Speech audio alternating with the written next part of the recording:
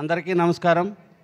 ప్రథమంగా పత్రిజీ దంపతులకు నా పాద ప్రణామాలు. అదేవిధంగా మరి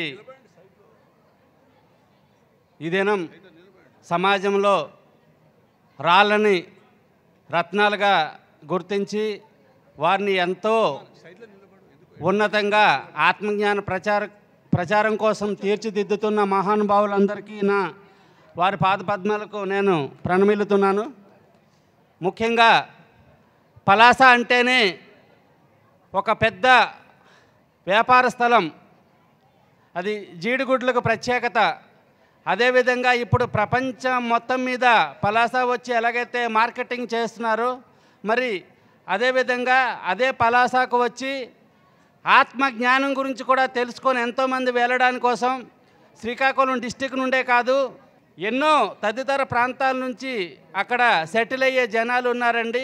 మరి డాక్టర్ జీకే గారి ఆదేశం మేరకు నేను 2007 నుంచి కూడా ధ్యాన్ అండమాన్ చూసుకుంటూ, మరి ధ్యాన్ బిలాయ్, ధ్యాన్ ఛత్తీస్గఢ్ ఇవన్నీ వారి ఆదేశం మేరకు చూసుకుంటూ, మరి నేను పుట్టిన గడ్డ శ్రీకాకుళం పలాస, మరి నందప్రసాద్ సార్, స్వర్గీయ నందప్రసాద్ సార్ వారు కొంచెం బిజీ అవ్వడం వల్ల డాక్టర్ జీకే గారు నాకు 2012 కల్లా ధ్యాన శ్రీకాకుళం జరగాలి సురేష్, పత్రి సార్ ఆశ ఇది, మనమందరం పూర్తిగా అది నెరవేర్చాలంటే నేను అండమాన్ అంతా కూడా చూసుకుంటూ అక్కడ అండమాన్లో ఒక గ్రూప్ తయారైన తరువాత నేను మళ్ళీ నేను పుట్టిన గడ్డ మీద దృష్టి సారించడం జరిగింది.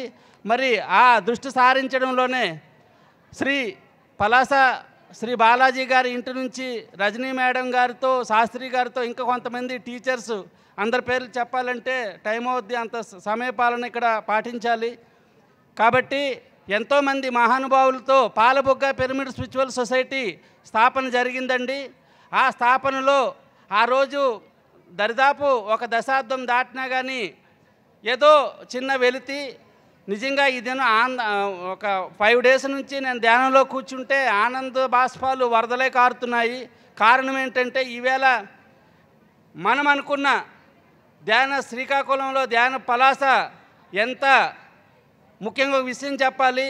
మారన్ శివప్రసాద్ గారు లాంటి మాస్టర్లు, కంచి రఘురామ్ గారు లాంటి మాస్టర్లు, అదేవిధంగా పత్రిజీతో సహా ఎంతోమంది మాస్టర్లు వచ్చి ఈ పాలబొగ్గ పిరమిడ్ స్పిరిచువల్ సొసైటీ, మాధవరావు గారు లాంటి వారికి ఎంతో స్ఫూర్తినిచ్చి 2013 కల్లా అక్కడ ఒక గొప్ప పిరమిడ్లు తయారైనాయి. వాటన్నిటికి కూడా ఒక దిశానిర్దేశకం చేస్తూ పత్రి సార్ అయితేనేమి, మారన్ సార్ అయితేనేమి, కంచి రఘురామ్ గారు అయితేనేమి, తటవర్తి వీర్రాఘవ గారు దంపతులు అయితేనేమి, ఎంతోమంది మహానుభావులు పలాస అంతా ఈ ఆత్మజ్ఞాన ప్రచారం అక్కడి నుంచి ఇంకా ప్రపంచ దేశాలకు వెళ్ళాలని చెప్పేసి వారి కృషి ఎంతో అమోఘమైనది. వారందరికీ మేము జన్మతః రుణపడి ఉంటాము.